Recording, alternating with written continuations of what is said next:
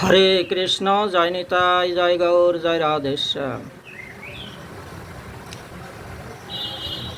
একদিন সকালবেলা প্রতিদিনের ন্যায় প্রত্যেক শাখাগণের মায়েরা নিজ নিজ সন্তানকে ডেকে তুলতে লাগলো। শ্রীদাম ওঠো, মধুমঙ্গলের মা ডেকেছে, মধুমঙ্গল তাড়াতাড়ি উঠো, সকাল হয়েছে। দাম, বসুদাম, সুবল, স্তকৃষ্ণ, সুবাহু সবার আপন আপন মায়েরা আপন আপন সন্তানকে ডেকে তুলতে লাগলো। ওঠো বাবা ওঠো, সকাল হয়েছে, কৃষ্ণকে ডেকে নিয়ে আসো, এবার গোচারণে যেতে হবে। কৃষ্ণকে ডেকে নিয়ে আসো, শ্রীরামকে বলছে। এবার সমস্ত শাখাগণ এক জায়গায় হয়ে এবার সবাই বলছে, শ্রীরাম, কৃষ্ণের কাছে যাওয়ার মতো কারো ক্ষমতা নেই, তুই একমাত্র যেতে পারিস। তাই শ্রীরাম, তুই ভগবত, তুই আমাদের যে শাখা পরম বন্ধু যে শ্রীকৃষ্ণ, তাকে তুই যা, ডেকে নিয়ে আয়, আমরা সবাই মিলে প্রতিদিনের ন্যায় গোচারণে যাব। শ্রীরাম তখন শাখাদের কথা শুনে এবার ধীরে ধীরে ভগবান শ্রীকৃষ্ণের কাছে গমন করল। যখন নন্দালয়ে পৌঁছালো, তখন শ্রীরাম দেখতে পেল মা যশোদা কৃষ্ণকে আঁকড়ে ধরে কোলে করে তার বদনে ননিমাখন তুলে দিচ্ছে। শ্রীকৃষ্ণ শ্রীরামকে দেখতে পেয়ে বলছে, শ্রীরাম, দেখেছিস আমার মা আমাকে কতটা ভালোবাসে, সকালবেলা কোলে আঁকড়ে ধরে রেখে আমার বদনে ননিমাখন তুলে দিচ্ছে, আমার মা আমাকে কত ভালোবাসে দেখ। শ্রীরাম তখন কৃষ্ণকে বলছে, কৃষ্ণ রে, কার মা কত ভালো এর জবাব আমি দিতে পারবো না, তবে আমার মা কেমন আমি তোকে একটু বলছি, তুই বিচার করে দেখ কার মা কেমন ভালো। আজ আমার মা আমাকে কোলে আঁকড়ে ধরে রাখে নাই, সকালবেলা বিছানা থেকে ঘুম থেকে ডেকে তুলে দিয়ে বলতে লাগলো, শ্রীরাম, যা কৃষ্ণকে ডেকে নিয়ে আয়, গোচারণে যাবি। তোর দর্শন করার আশায় আমার মা আমাকে পাঠিয়ে দিল, আমাকে মায়ার জগতে কোলে করে আঁকড়ে ধরে সংসারের সেই বন্ধনে আবদ্ধ করে রাখে নাই, তোর কাছে পাঠিয়ে দিল। তাহলে কৃষ্ণ, তোর মা দেখ তোকে কোলে আঁকড়ে ধরে রেখেছে, আর আবার মা আমাকে কোল থেকে নামিয়ে দিয়ে বলল, যা কৃষ্ণকে ডেকে নিয়ে আয়, গোচারণে যাবি। তাহলে এবার বল কৃষ্ণ, কার মা ভালো? এবার বল, তুই বিচার কর। আমি জানি না, ভালো মন্দের বিচার আমার জানা নেই, তাই আমি তোকে আমার মায়ের স্বভাবটা বলে দিলাম, তুই এবার ভেবে দেখ কার মা ভালো। তবে চল, সমস্ত শাখাগণ অপেক্ষা করছে, তাড়াতাড়ি চল আমরা গোচারণে যাই। যখন গোচারণে গিয়ে এবার যমুনা পুলিনে গোচারণে ব্যস্ত, গোধন তখন নিজের আপন আপন পছন্দ খাবার খেতে লাগলো, আর শাখাগণ মিলে খেলা করতে শুরু করলো। এদিকে যমুনা পুলিনে প্রতিদিনের কার্তিক মাসের যে ব্রত মা কাত্যায়নীর ব্রত করেছিল কুমারী কন্যাগণ, এই কুমারী কন্যাগণ কাত্যায়নী ব্রত করেছিল। প্রতিদিন ভোরবেলা স্নান করে ওই যমুনা পুলিনে বালুকা নির্মিত কাত্যায়নী মায়ের মূর্তি নির্মাণ করে যমুনায় প্রতিদিন সকালবেলা স্নান করে মা কালীর পূজা করত। এই কোন মর্তে তারা পূজা করত মায়েরা একটু খেয়াল করবেন আপনারা, যে কালী মূর্তি কালী মায়ের পূজা করেন, মা কালীর পূজা এই কুমারী কন্যাগণ কিভাবে করেছিল, আর এই কাত্যায়নী মায়ের আশীর্বাদ পেয়ে তারা ওই রাস পূর্ণিমার দিনে ভগবান শ্রীকৃষ্ণকে পতি রূপে পেয়েছিল। একটু আপনারা শ্রবণ করুন আর এই মন্ত্রটা শিখে নিন। সমস্ত কুমারী কন্যাগণ প্রতিনিয়তই প্রেম যমুনার অবগাহন করে, এই প্রেম যমুনার জলে অবগাহন করে কাত্যায়নী মায়ের সম্মুখে চতুর্দিকে বেষ্টিত হয়ে এই মন্ত্রই তারা প্রতিনিয়ত বলতো, কাত্যায়নী মহামায়ে মহাজগীর্ণধীশ্বরী নন্দগোপসুতম দেবী পতিম মে কুরুতে নম ইতি মন্ত্র জপন্তস্থ পূজম সক্রুকুমারিকা। হে মা কাত্যায়নী, তোমাকে প্রতিনিয়ত আমরা পূজন করি কেন জানো? এই যে চক্রাকারে তোমার চতুর্দিকে আমরা বেষ্টিত হয়ে তোমার পূজা করে কি আমরা মনের ইচ্ছা জ্ঞাপন করছি একটু শোনো। ওই যে নন্দ নামে যে সুত আছে, ওই নন্দ নামের যে সুত অর্থাৎ নন্দ মহারাজের যে পুত্র শ্রীকৃষ্ণ, তাকে যেন আমরা পতিরূপে পাই, এই জন্য তোমার চতুর্দিকে চক্রাকারে বেষ্টিত হয়ে আমরা সবাই তোমার পূজা করে চলেছি। মা, তুমি নিজ গুণে সন্তুষ্ট হয়ে আমাদের এই মনোবাঞ্ছা পূর্ণ করো। তখন মা কাত্যায়নী বলে তথাস্তু। ভগবানকে পতিরূপে পাওয়ার জন্য মা কাত্যায়নী আশীর্বাদ দিয়ে দিল কুমারী কন্যাগণকে। ভগবান তখন মনে মনে ওই খেলতে থাকা শাখাদের সঙ্গে নিয়ে তখন এই কথা যখন তার কর্ণগোচর হলো, তার অন্তরে প্রাদুর্ভাব হলো, তখন ভগবান শ্রীকৃষ্ণ মনে মনে চিন্তা করলো, হায় হায় রে, এরা তো আমার সবাইকে পতিরূপে পাওয়ার জন্যই ব্রত করছে। কাত্যায়নী মা তথাস্তু বলে দিয়েছে, আশীর্বাদ করে দিয়েছে, তাহলে এদের তো আমার পরীক্ষা করতে হবে। তখন পরীক্ষা করার জন্য এবার ওই খেলা ছেড়ে রেখে যমুনা পুলিনে এসে একটা বৃক্ষ ছিল, কদম্ব বৃক্ষ। যমুনা পুলিনে, যমুনার কিনারে একটা বৃক্ষ, যার নাম হচ্ছে কদম্ব বৃক্ষ।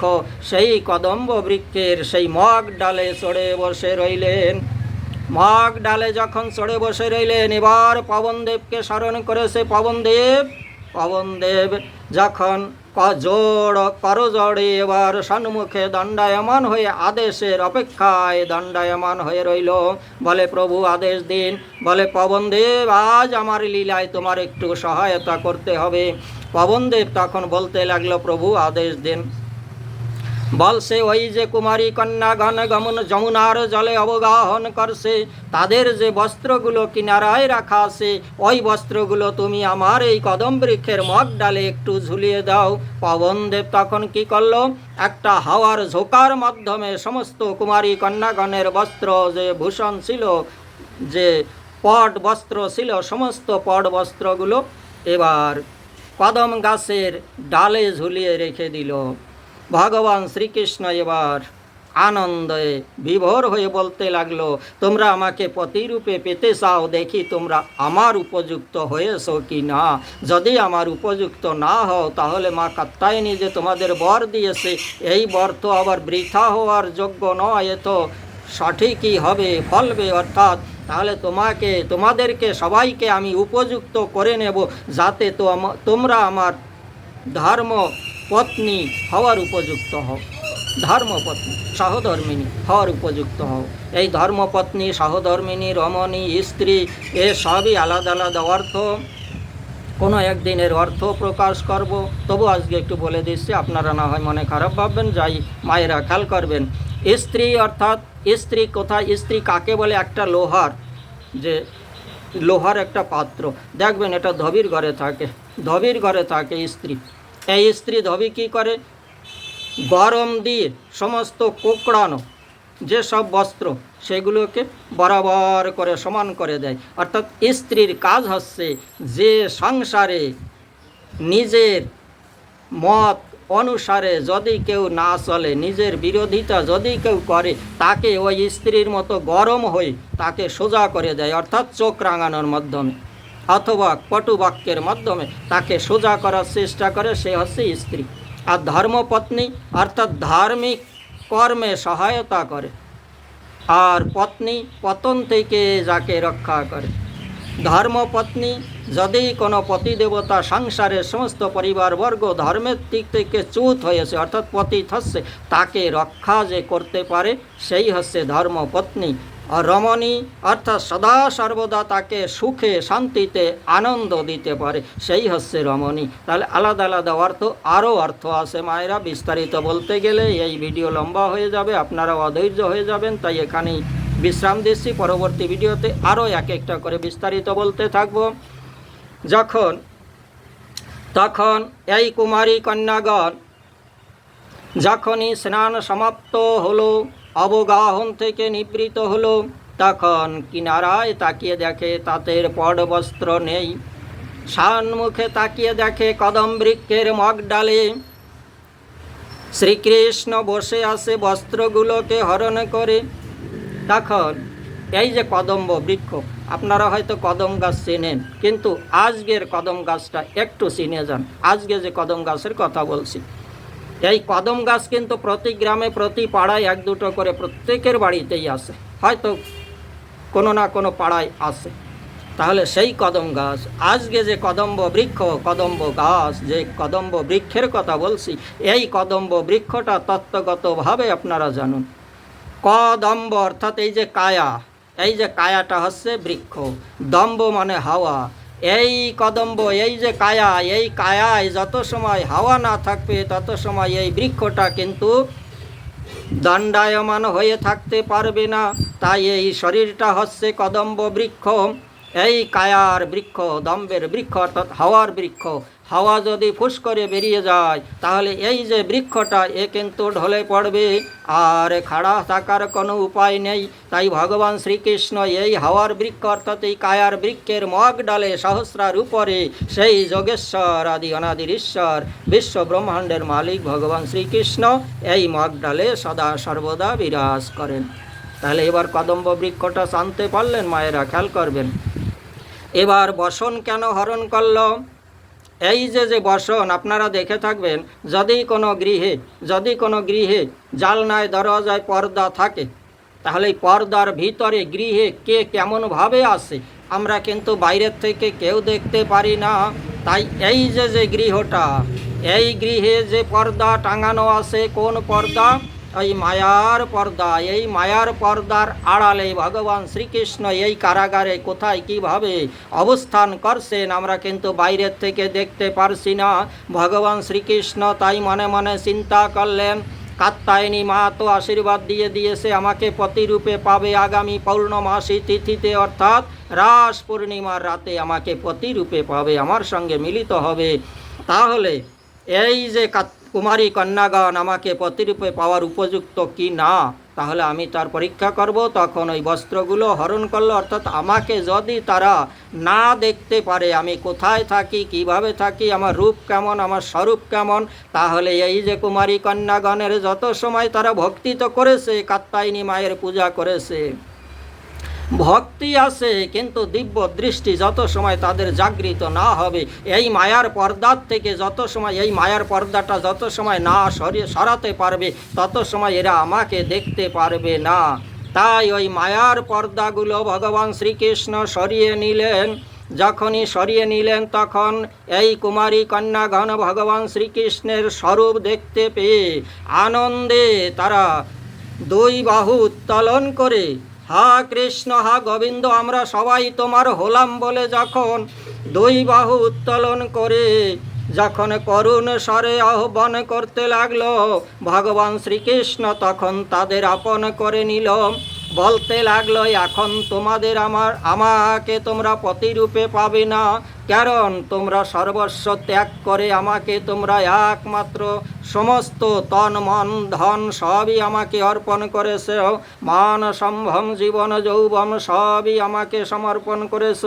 এই মান সম্মান জীবন যৌবন সমস্ত দেহ মন তন সবই যখন আমাকে সমর্পণ করলে আর কিছু সংসারের প্রতি তোমার বাকি রইল না। তাই আমি তোমাদের এই মায়ার পর্দা থেকে বাইরে এনেছি, যাক তোমরা আমার স্বরূপটা দেখতে পারো। আমার স্বরূপ দর্শনের জন্য তোমাদের এই পট বা বস্ত্র আমি হরণ করেছি। এই পট বা বস্ত্র এইটি হচ্ছে মায়ার বস্ত্র, মায়ার পর্দা। এই মায়ার পর্দাটা আমি হরণ করে নিয়েছি। এখন তোমরা আমাকে পতিরূপে পাবে, তবে এখন তোমরা আমাকে পতিরূপে পাবে না। আগামী পৌর্ণমাসে তিথিতে রাস পূর্ণিমা রজনীতে আমি যখন রাস মঞ্চে লীলা করব, সেই দিন তোমরা আমাকে পতিরূপে পাবে। সেই দিন তোমাদের এই যে কাত্যায়নীর মা যে তোমাদের আশীর্বাদ দিল, তোমাদের এই পূজা বৃথা যাবে না। মা কাত্যায়নীর পূজা যে বৃথা যাবে তা যাবে না। তাই মা কাত্যায়নীর আশীর্বাদ প্রতিফলিত করার জন্য আমি তোমাদেরকে সবাইকে কথা দিচ্ছি, আগামী পৌর্ণমাসী যে আগামী অগ্রহায়ণ মাসের রাস পূর্ণিমা রজনীতে সেই দিন রাত 12টার সময় আগামী যে রাস মঞ্চ রচা যাবে, সেইখানে তোমরা আমাকে পতিরূপে প্রত্যেকে পতিরূপে পাবে। তাই কাত্যায়নীর মায়ের কথা প্রতিফলিত করার জন্য তোমাদের আমি আশীর্বাদ দিয়ে যাচ্ছি, আমি প্রতিজ্ঞা করে যাচ্ছি, তোমাদের জন্ম ধন্য হবে, তোমাদের এই তপস্যা বৃথা যাবে না, তোমাদের এই পূজা বৃথা যাবে না। তাই সবই মা বোনদের উদ্দেশ্যে বলছি, মায়েরা যদি ভগবানকে পতিরূপে পেতে হয়, এই যে কুমারী কন্যাগণ প্রতিদিন যমুনার জলে অবগাহন করে কাত্যায়নী মায়ের পূজা করত, যমুনার জলে অর্থাৎ সেই প্রেম যমুনার জলে অবগাহন করত, তা প্রত্যেকেই আপনারা সেই প্রেম যমুনার জলে অবগাহন করা শিখুন। কাম যমুনার জলে অবগাহন করলে ভগবান শ্রীকৃষ্ণকে পাওয়া যাবে না। যত সময় এই মায়ার পর্দা সম্মুখে থাকবে, এই গৃহে যত সময় মায়ার পর্দা দিয়ে ঘেরা থাকবে, তত সময় কিন্তু ভগবান শ্রীকৃষ্ণকে আমরা কেউ পাবো না। তাই এই মায়ার পর্দাটা সরিয়ে ভগবান শ্রীকৃষ্ণের স্বরূপ দর্শন যদি কোনো ভক্ত পেতে পারে, তাহলে ভগবানকে সেই পতিরূপে পাবে। তাই কাত্যায়নী মায়ের পূজা করে মায়ার সংসারের বন্ধন থেকে মায়ার পর্দা ছিন্ন করে, মায়ার পর্দা থেকে বেরিয়ে এবার ভগবান শ্রীকৃষ্ণকে পতিরূপে পাওয়ার জন্য সবাই পূজা অর্চনা করতে থাকুন। তাহলে আর ভিডিও আমি লম্বা করব না, এইখানেই আমি বিশ্রাম দিচ্ছি। আগামী ভিডিওতে পরবর্তী তত্ত্বকথা আবার শ্রবণ করতে থাকো। আপনারা সাবস্ক্রাইব করো, আর আপনারা সাবস্ক্রাইব করুন, আর প্রত্যেক বন্ধু বান্ধব যদি ভালো লেগে থাকে আপনারা শেয়ার করতে থাকুন, সাবস্ক্রাইব করতে থাকুন। হরে কৃষ্ণ। পরবর্তী ভিডিও পাওয়ার জন্য এখানে আমি বিশ্রাম দিচ্ছি। হরে কৃষ্ণ। জয় নিতাই, জয় গৌর, জয় রাধেশ্যাম। হরি ওম তৎসৎ। সবার মঙ্গলের জন্য, সবার শান্তির জন্য ওম সর্বে ভবন্তু সুখিনঃ, সর্বে সন্তু নিরাময়া, সর্বে ভদ্রাণি পশ্যন্তু, মা কশ্চিৎ দুর্ভাগ ভবেৎ।